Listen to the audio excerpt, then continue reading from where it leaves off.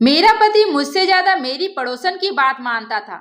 एक दिन पति मुझे घर से निकालने लगा तो मेरी पड़ोसन आ गई और पति को कहा कि उसे कुछ दिनों की मोहलत दे।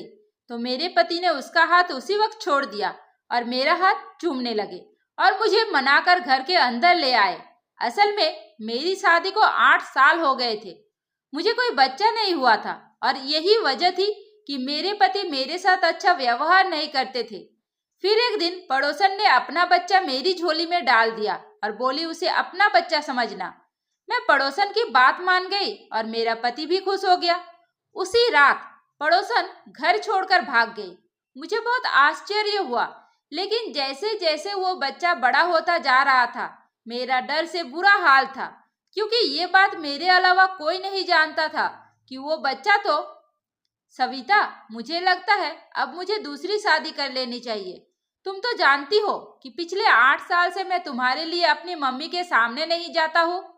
मम्मी मुझसे बहुत नाराज है, मगर अब मेरी हिम्मत जवाब देने लगी है। मैं मम्मी से ज्यादा सामना नहीं कर सकता, जबकि सच तो ये है कि मैं भी औलाद चाहता हूँ। मुझे अपना सोना आंगन काटने को दौड़ता है। मैं तुम्हें इस बात की यकीन दिलाता हूँ कि दूसरी शादी के बाद भी मैं तुम्हें पहले के जैसा ही रखा करूंगा। तुम इस घर की मालकिन ही रहोगी। मेरे पति मेरी आंखों में आंखें डालकर मुझसे दूसरी शादी के लिए भीख मांग रहा था। मैं तो ये सब सुनकर ही हिम्मत हार गई थी। मैंने बड़ी हिम्मत की और कहा कि सीधी तरह क्यों नहीं कहते कि मुझसे दिल भर गया है आपका। अब आप दूसरी औरत चाहते हैं जो आपकी जिंदगी को रंगीन बना दे, क्योंकि साथ निभाने वाले तो साथ निभाते ही है, चाहे समस्या कितनी भी कठिन क्यों ना हो। राज की बात सुनकर मैं सदमे से निकल नहीं पा रही थी। मैं बहुत मायूस हो गई थी। मुझसे वहां बैठा नहीं गया। मैं उठकर कमरे से बाहर निकल आई थी। आंसू थे कि थमने का नाम ही नहीं ले रहे थे। अपने आंगन में बैठी अपने नसीब पर रो रही थी। जब पड़ोसन ने मुझे रोते हुए छत से देखा तो मेरे पास आ गई और बोली, क्या बात है सविता, ऐसे क्यों रो रही हो? मैं बोली, मेरे पति ने दूसरी शादी की धमकी दी है। वो कहता है कि तुम बांझ हो, माँ नहीं बन सकती। अब मैं दूसरी शादी कर लूंगा। मेरी पड़ोसन पूजा बोली, मेरी बहन तुम परेशान मत हो, सब कुछ ठीक हो जाएगा। पूजा बहुत देर तक मुझे समझाते रही, लेकिन मेरे दिल की बेचैनी कम नहीं हुई। उदास मन से आकर अपने बिस्तर पर पड़ी रही। इसी रोज मेरे सास ने मेरे पति को दूसरी शादी के लिए इतना तंग किया कि मेरे पति मुझे उस दिन घर से निकालकर मुझे डिवोर्स की धमकी देने लगा। ये तो भला उस पूजा का, जिसने वक्त पर आकर मेरे पति से कहा कि उसे कुछ दिनों की मोहलत दे दो। अगर अब भी उसने कोई खुशखबरी नहीं सुनाई तो आप घर से निकाल देना। मेरा पति पड़ोसन की बात मानकर मुझे घर के अंदर ले आया। मैं बहुत हैरान हुई थी कि राज पूजा की बात कैसे इतनी जल्दी मान गया था। खैर, मैं चुप कर गई। अभी उस बात को 2 दिन ही बीते थे कि पूजा मेरे पास आई और बोली, सविता, किसी दाई को बुला दो, मुझे डिलीवरी दर्द उठ रहा है। मैं तो उसकी बात सुनकर हैरान रह गई थी। मैं बोली, पूजा, ये सब क्या, कैसे हुआ? दरअसल पूजा हमारे पड़ोस में 5 महीने पहले ही साथ वाले घर में किराएदार के तौर पर रहने आई थी। वो बहुत ही अच्छी और दयालु औरत थी। उससे मेरी खूब दोस्ती हो गई थी। उसने मुझे सिर्फ इतना बताया कि वो शादीशुदा है और उसका पति बाहर विदेश में रहता है।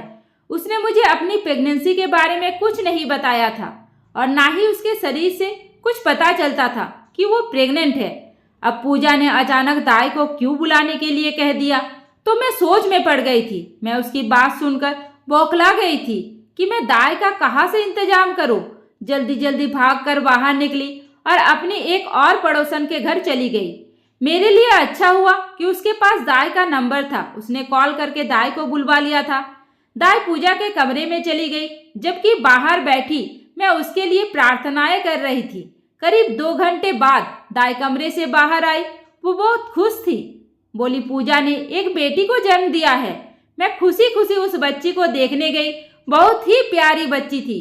तभी पूजा ने अपनी बच्ची मेरी गोद में डाल दी और बोली, बहन, इस बच्ची को आज से अपनी बेटी समझो उसको अपने पति की गोद में डाल दो और बता दो कि तुमने उसे गोद लिया है, फिर वो दूसरी शादी करने का सोचेगा भी नहीं और फिर मेरी बात भी पूरी हो जाएगी।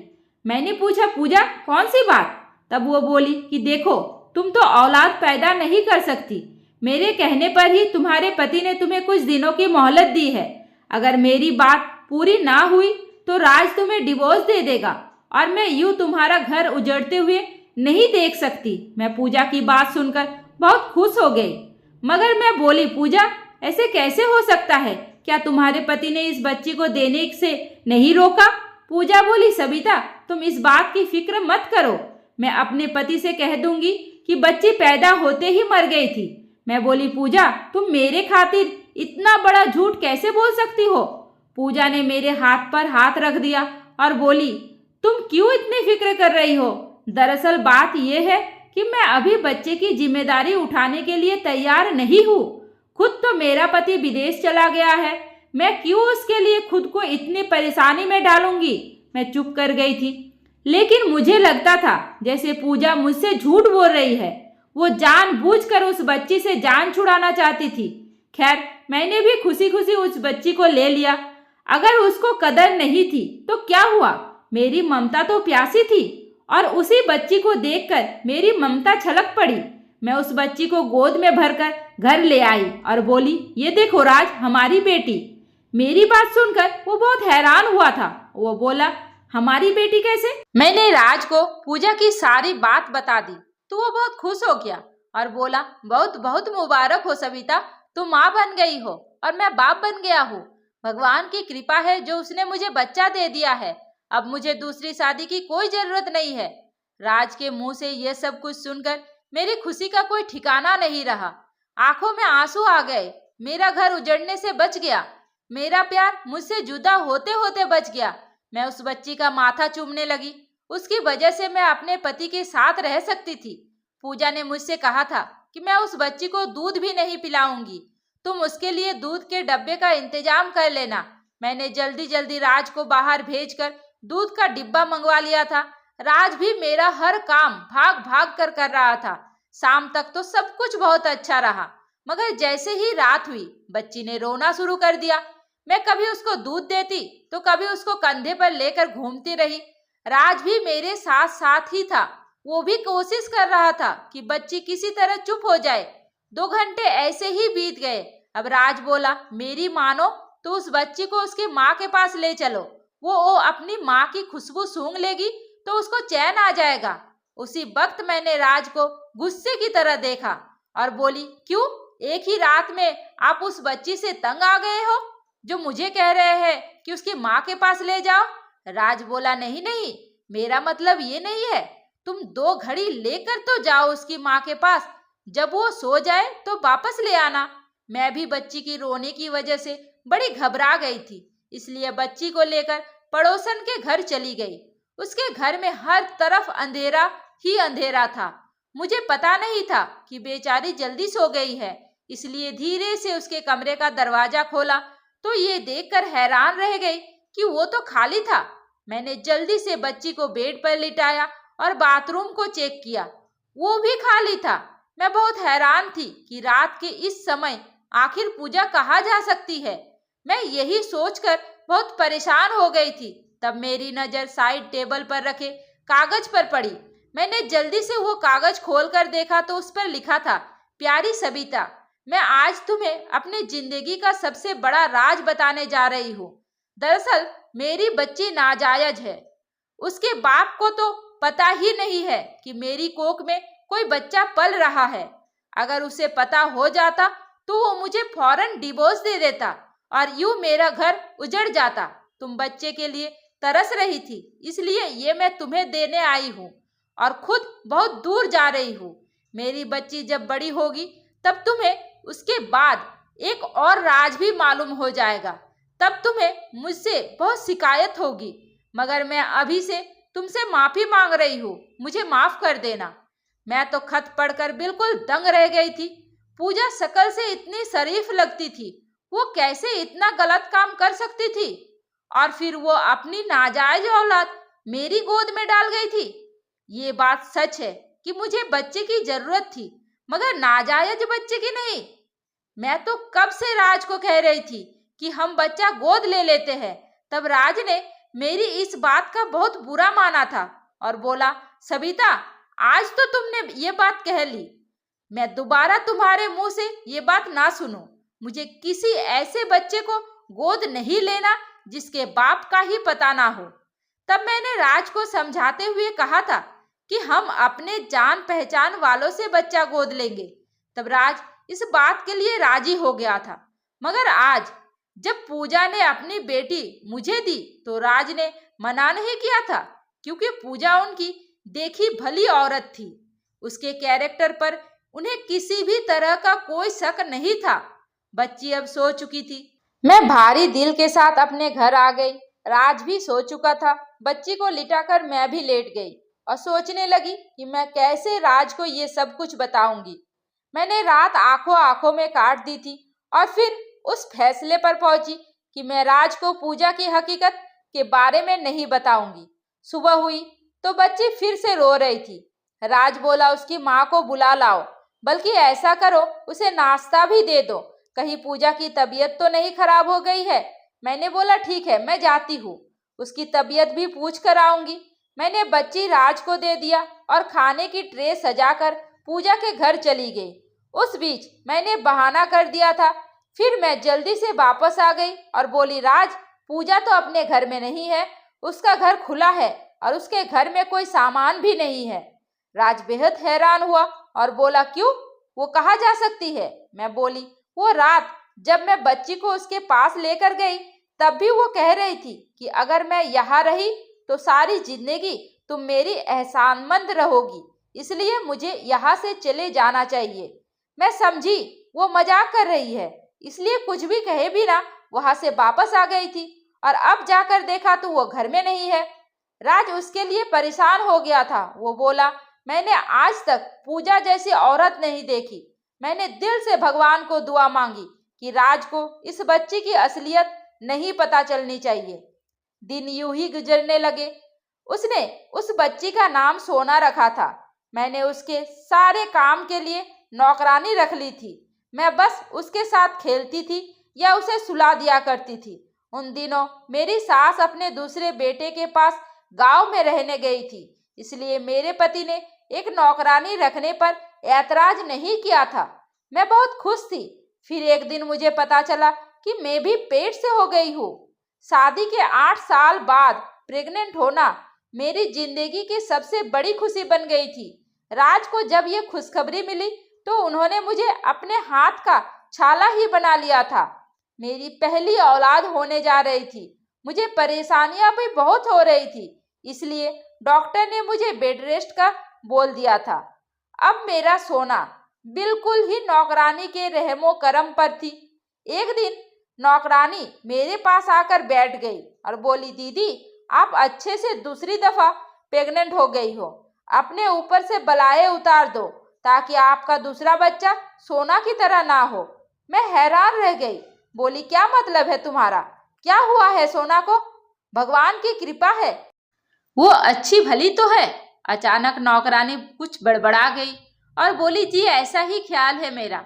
मैं सोना से भी बहुत मोहब्बत करती थी। राज भी उस पर जान छिड़कता था, क्योंकि वो हमारी पहली औलाद थी। इस बार भगवान ने मुझ पर कृपा की थी।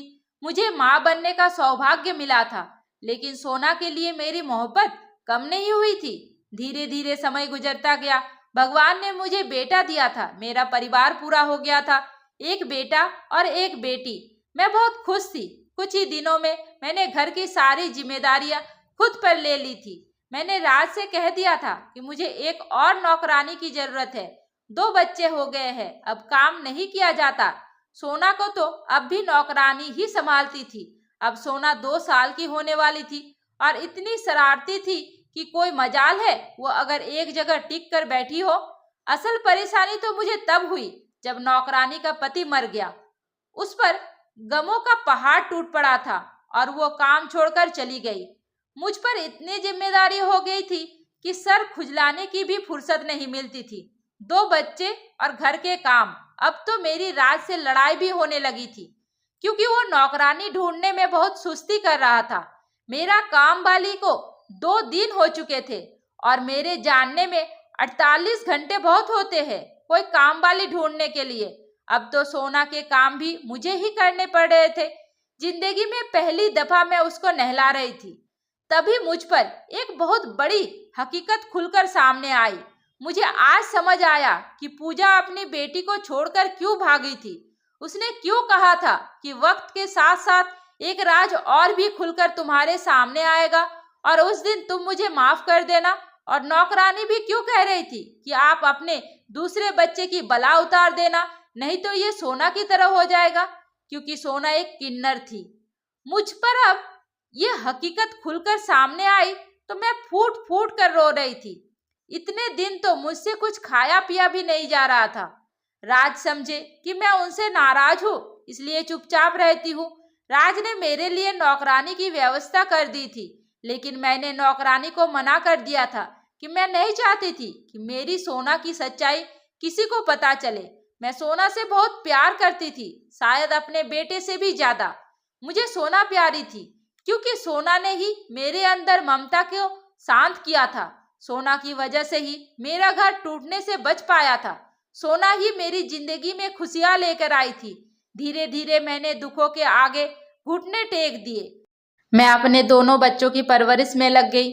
बच्चे बड़े हो रहे थे। सोना सुंदर तो पहले से ही थी, लेकिन जैसे जैसे बड़ी होती थी उसकी सुंदरता और भी ज्यादा बढ़ती जा रही थी। मेरा बेटा निखिल अपनी बहन से बहुत नफरत करता था। ये सब देखकर मेरा दिल बहुत दुखता था। मैं निखिल को समझाती तो वो कहता कि वो बहुत अजीब है, अजीब अजीब हरकतें करती है। निखिल की ये बात सुनकर मैं बहुत रोई थी। मैंने निखिल को समझाया था कि निखिल, ऐसा इसलिए क्योंकि वो अभी कुछ बीमार है, धीरे धीरे ठीक हो जाएगी। लेकिन निखिल, तुम मुझसे वादा करो कि तुम अपनी बहन को कभी तंग नहीं करोगे, उसका हमेशा ध्यान रखोगे। मुझे इस तरह रोता देखकर निखिल बहुत परेशान हो गया था। उसने मुझे चुप कराया और मुझसे वादा किया कि वो सोना का ध्यान रखेगा, उसे हमेशा खुश रखेगा।